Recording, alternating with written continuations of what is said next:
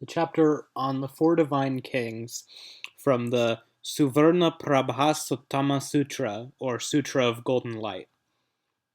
At that time, the divine king Vaishravana, the divine king Dhritarashtra, the divine king Virudaka, and the divine king Virupaksha, having arisen together from their seats, bared their right shoulders, kneeled with right knee to the ground, and faced the Buddha reverently with palms joined. Having prostrated at the Buddha's feet in obeisance, they addressed him, saying, "World-honored one, this Sutra of Golden Light, peerless king among sutras, is borne in mind and watched over constantly by all the Buddhas and world-honored ones. It is revered by all the Bodhisattvas. It is worshipped by the sovereign gods, bringing joy to all the heavenly hosts. It is praised in eulogy by all the divine protectors of all the world, and it is constantly received and upheld by Shravakas and Pratyeka Buddhas alike. The radiance of this sutra is able to illuminate the palaces of all the gods. It is able to give animate beings the most sublime happiness. It is able to put an end to the sufferings in the destinies of the hells, hungry ghosts, and animal realms. It is able to expel all fear and to cause all malicious enemies to instantly flee and retreat. It is able to supply more than one needs in times of famine and want. It is able to cure the pains of every imaginable illness. In its presence, the 100,000 afflictions that arise from natural anomaly and disaster will all disappear. World-honored one, the Sutra of Golden Light, the peerless king among scriptures, is able in this way to bring security, benefit, happiness, and succor to us all. Our sole wish is that the world-honored one will proclaim and expound it widely to the grand assembly of the Sangha. Whenever we four divine kings and our retinues detest the ambrosial flavor of this unsurpassed Dharma, we experience a surge in our vital energy, an increase in our majestic aura, and a redoubling of our vigor, our boldness, and our supernatural powers. World-honored one, we four divine kings ourselves cultivate the true Dharma. Constantly we are expounding the true Dharma, and by all means of this Dharma we transform and bring the world to order. We cause all gods, dragons, yakshas, gandharvas, asuras, garudas, kimnaras, and mahoragas, demons and spirits, as well as all human kings, to govern the world by means of this true Dharma, and to expel and keep in check all the evils. All those demons and spirits devoid of compassion that suck and feed off the vital energy of human beings we cause to move far away. We four divine kings and our various yaksha generals of the 28 divisions, together with their hundreds of thousands of yakshas, demons and spirits, survey and watch over this continent of Jambudvipa with a pure and divine eye that far surpasses that of ordinary humans. World-honored one, it is for this reason we divine kings are called protectors of the world. Moreover, if in this continent there is a king who suffers invasion by malicious brigands from other regions, or who suffers the rampages of famine and plague and countless hundreds of thousands of other sorts of crisis and disaster, then he should realize, O world-honored one, that we four divine kings venerate and make offering to this supremely sovereign Sutra of Golden Light. Should there be a Bhikshu Dharma Master who receives and upholds this sutra, we four kings will collectively go to that individual to enlighten and encourage him. That Dharma Master will thereupon, by dint of the power of our supernormal abilities and our enlightenment, be made to travel to that realm and widely proclaim and distribute this most sublime Sutra of Golden Light. By the power of that sutra, those hundreds of thousands of tribulations, calamities, and crises will all be removed completely. World-honored one, if a Bhikshu Dharma Master who upholds this sutra should reside among the realms of the various kings, you should realize that when the Bhikshu arrived in that land, this sutra arrived in that land along with him. World-honored one, the king of that land should then go to that Dharma Master's abode and listen to what he preaches. Upon hearing it, he will be overjoyed. He will revere and make offerings to that Dharma Master, and with profound heart he will protect that Bhikshu and keep him from trouble. He will publicly expound this sutra, thereby bringing benefit to all. World-honored one, because of this sutra, we four divine kings, united in our singular purpose, will protect that human king and the people of his realm, ensuring that they remain free of calamity and that they are always secure. World-honored one, whenever there is a bhikshu, a bhikshuni, an upasaka, or an upasika who upholds this sutra, and that king of men provides for and offers whatever he needs, so that he lacks nothing, then we four divine kings will cause that sovereign and the populace of his realm to all experience security and be far removed from calamity and misfortune. World-honored one, if there is a person who receives, upholds, reads, and recites this sutra, and a king should make offering to, venerate, honor, and praise it, we will cause that king to be revered and honored as the foremost among all kings, and to be praised together by the kings of all these other lands. Upon hearing this, the Grand Assembly was overjoyed, and all resolved to receive and keep this sutra. At this point, having heard the four divine kings revere and pledge to make offerings to the Sutra of Golden Light, as well as to support and protect those individuals who uphold the sutra, the world-honored one praised them, saying, "Excellent!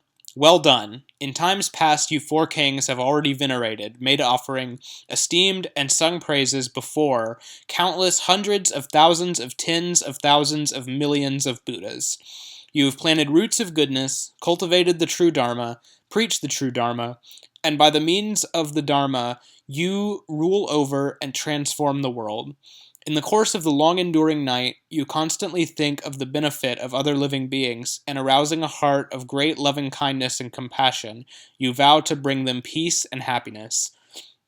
It is causes and conditions such as these that have enabled you to receive in this current incarnation such an excellent karmic retribution as this. If a human king makes offering to and venerates this marvelous and sublime sutra of golden light, you should strive to extend to him your protection so that he may know peace and security. If you four kings and your retinues, with your countless and boundless hundreds of thousands of yakshas, protect this sutra, then it is tantamount to protecting the true Dharma of all the Buddhas of the past, future, and present. Whenever you four kings, together with your hosts of gods and the yakshas, do battle with the asuras, you will always gain the victory. If you are able to protect and uphold this sutra, you will be able to, through the power of this sutra, to eliminate malicious brigands, famine, illness, and a host of other miseries. If among the fourfold Sangha you find persons who receive, uphold, read, and recite this king among sutras, you should also energetically extend your protection to them, eliminating their afflictions and bestowing on them peace and happiness.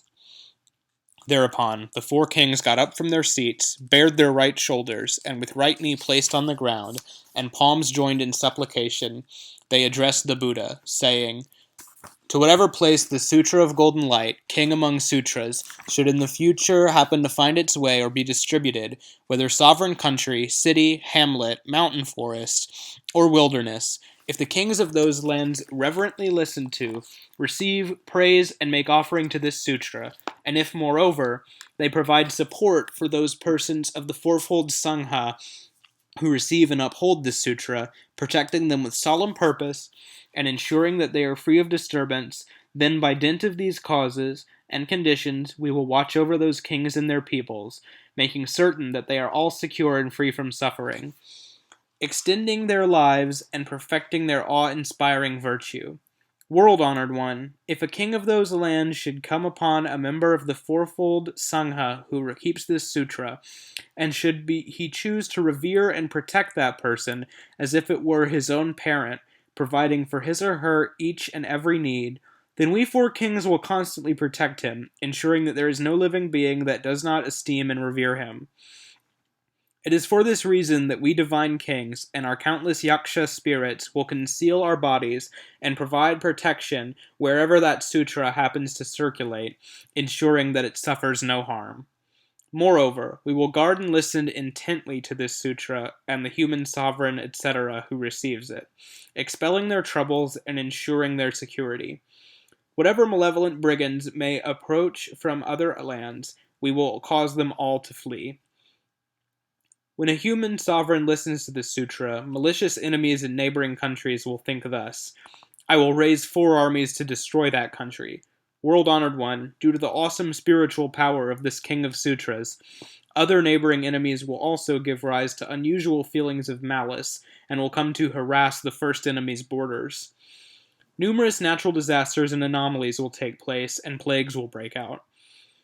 Once he has experienced these things, the malevolent king will organize his 4 armies and set out for that righteous king's land with the intention of punishing him. We 4 kings, together with our company of boundless and inestimable numbers of yaksha spirits, will each make himself invisible and come to lend him protective assistance, causing that malicious enemy to submit of his own accord. Never again will he dare to come into this country's domain, much less be able to obtain soldiers and weapons to attack it. Thereupon the 4 divine kings addressed the Buddha, saying, World-honored one, if a human sovereign will revere the true Dharma and listen to this king of sutras, and if he will, likewise, revere, make offering to, esteem and extol persons from the 4-fold Sangha who uphold this sutra, then should he truly wish to please us, he should sprinkle and purify with perfumed water a spot to one side of the main altar. He should strew fine flowers around it, and having prepared this site, set up altar seats for we 4 divine kings, so that we may come to join that human king in listening to the true Dharma. Whatever wholesome roots that king may come to possess by way of personal benefit, he also should donate a portion of those blessings to us. World-honored one, when that king invites the person designated to preach the Dharma to ascend the high seat and begin recitation of the sutra, he should thereupon burn all matter of famous incenses and make offering to the sutra on our behalf. World-honored one, the very instant that incense begins to send up its smoke, in a flicker of thought it will rise through the empyrean and reach our heavenly palaces. Suffusing through the air, it will form a vast canopy of fragrance, and we heavenly hosts will all smell its sublime fragrance. This cloud of incense will also emit a golden light, the radiance of which will illuminate the palaces in which we dwell, even up to the palace of Brahma and the abodes of Indra, Sarasvati, the goddess Shri, and the other great gods. The Buddha told the 4 divine kings, not only will the golden radiance of this incense reach our 4 heavenly palaces, but as soon as the human sovereign takes censer in hand and lights the incense in offering to this sutra, the smoke of that incense will immediately spread through the entire universe, its fragrant vapors turning into cloud-like canopies of golden hue that universally illuminate heavenly palaces everywhere. All of these cloud canopies of incense that thereby fill the universe are produced by the awesome spiritual power of the Sutra of Golden Light. When this human king takes in hand the incense censer to make offering to this sutra, that cloud of incense will not only pervade the universe of this world realm, but in a flicker of thought, it will spread through countless and inestimable hundreds of thousands of tens of thousands of millions of Buddha lands, as numerous as the sands of countless and illimitable numbers of Ganges rivers. As it fills the air above those Buddhas, it will transform into canopies of incense, the golden light of which will shine everywhere, just as it did for the gods of our realm. Upon smelling the sublime fragrance and seeing these cloud canopies and their golden lights produce supernatural manifestations in the presence of Buddhas throughout the 10 directions, as countless in number as sands of the Ganges, they will together look into this phenomenon, and with a single unified voice they will extol that Dharma master, saying, "Well done, excellent, you are truly a great spiritual hero. To be able to disseminate such an exceedingly profound and marvelous sutra as this, then you have succeeded in acquiring an inestimable, illimitable, and inconceivable mass of meritorious blessings. Should someone listen to this sutra, the amount of merit that he or she receives will be truly numerous. How much the more so if he should copy this sutra, receive and uphold it, expound it for others, and practice as it instructs. Why is that? Good son, if a being should hear this Sutra of Golden Light, a king among sutras, then he will never again slide back from supreme perfect enlightenment." Thereupon the four divine kings again addressed the Buddha, saying, "World-honored one, this Sutra of golden light, the most excellent king of all the sutras, is able to perfect such countless merits as this, both in the present and in the future. Thus, if a human king is able to obtain the hearing of this sublime sutra, then it is due to the meritorious roots that he has already planted in the presence of countless hundreds of thousands, of tens of thousands, of millions of Buddhas. We will protect such a sovereign. Moreover, because we see that he enjoys the benefit of countless blessings and virtues, we four kings, together with the hundreds of thousands of tens of thousands of millions of yaksha spirits who make up our retinues, upon spying the myriad spiritual transformations produced by this cloud of incense, will conceal our physical forms, and in order to hear the Dharma, we will come to that place in the royal palace for preaching the Dharma that has been duly purified and adorned by the king, and so will such gods as Brahma, Indra, Sarasvati, Shri, Durga the earth goddess, and so forth."